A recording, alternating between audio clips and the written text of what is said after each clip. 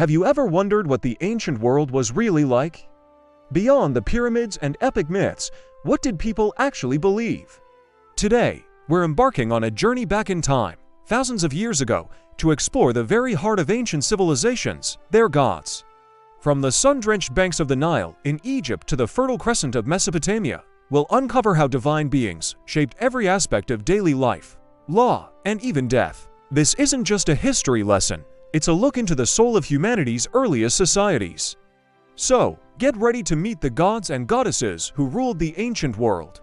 Let's start our adventure in ancient Egypt, a land of mystery and majesty. For the Egyptians, the gods were everywhere. They were in the rising sun, the flooding of the Nile, and the gentle breeze. At the very top of their pantheon was Ra, the sun god. Picture this: every single morning, Ra would sail across the sky in his solar boat, bringing light and life to the world. At night, he'd journey through the dangerous underworld, battling monsters like the serpent Apep, only to be reborn at dawn. This daily cycle wasn't just a story, it was a promise of renewal, a guarantee that life would continue. Ra's influence was immense. The pharaohs themselves were considered his sons, earthly incarnations of divine power. This belief gave the pharaoh absolute authority, making him not just a king, but a living god. Think about the grand temples at Karnak and Luxor. These weren't just places of worship. They were cosmic engines designed to maintain the balance of the universe, or meta concept of truth, order, and justice. Priests performed daily rituals, feeding, clothing, and anointing statues of the gods, believing these actions were essential to keep chaos at bay. But what happened when an Egyptian died? This is where another key god, Osiris, enters the picture. Osiris was the god of the afterlife, the underworld, and rebirth. According to myth, he was a just king who was tragically murdered by his jealous brother. Set, his devoted wife, Isis, a powerful magician, searched for his scattered body parts and brought him back to life long enough to conceive their son, Horus. This story of death and resurrection became central to Egyptian beliefs about the afterlife. Every Egyptian hoped to become like Osiris after death. The journey, however, was not easy.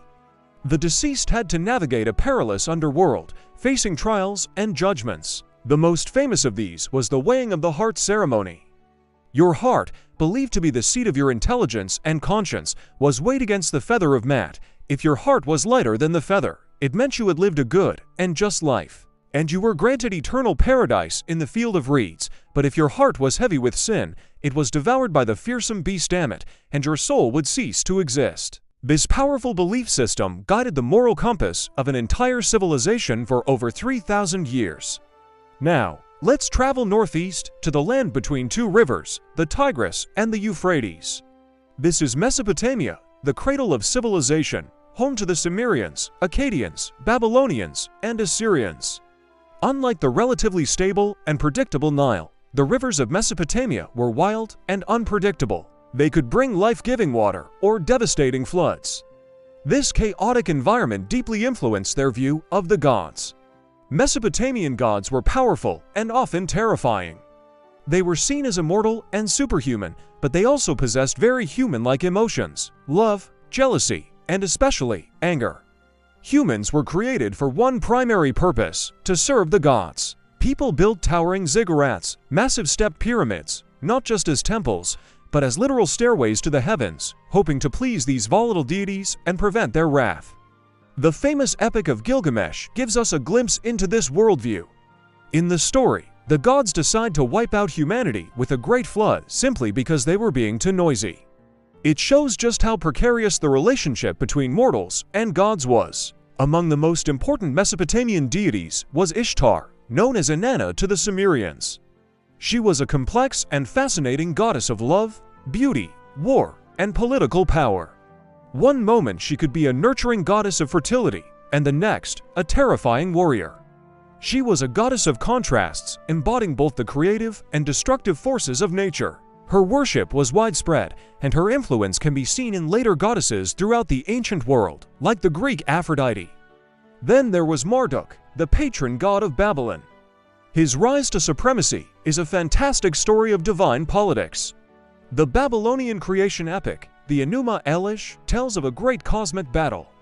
The younger gods, led by Marduk, fought against the primordial sea goddess Tiamat, a monstrous dragon of chaos. After a fierce struggle, Marduk defeated Tiamat, split her body in two to create the heavens and the earth, and used the blood of her commander to create humanity. This victory established Marduk as the king of the gods. Each year, Babylonians would celebrate this cosmic victory during the New Year festival, reaffirming Marduk's rule and the stability of their world. So, when we compare Egypt and Mesopotamia, we see two different worlds, two different relationships with the divine. The Egyptians, with their stable Nile, saw a more orderly and predictable cosmos. Their gods, while powerful, were part of a balanced system, and the afterlife offered a clear path to eternity. For Mesopotamians, living in a harsher, more volatile land, the gods were unpredictable and demanding. Humanity's existence was fragile, constantly at the mercy of divine whims. The focus was less on a blissful afterlife and more on appeasing the gods in the here and now to ensure survival. These ancient beliefs might seem distant, but they laid the foundation for so much of our world today.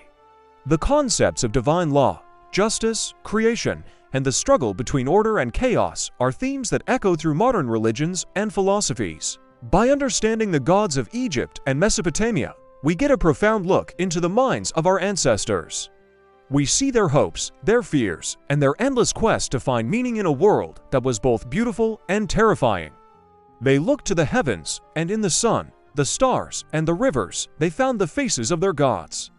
Thank you so much for joining me on this journey through the ancient world. It is truly incredible to think about how these powerful stories and beliefs shaped the course of human history. If you enjoyed this exploration, please hit that like button and subscribe for more deep dives into the past. Let me know in the comments which ancient civilization you'd like to explore next. Until then, stay curious.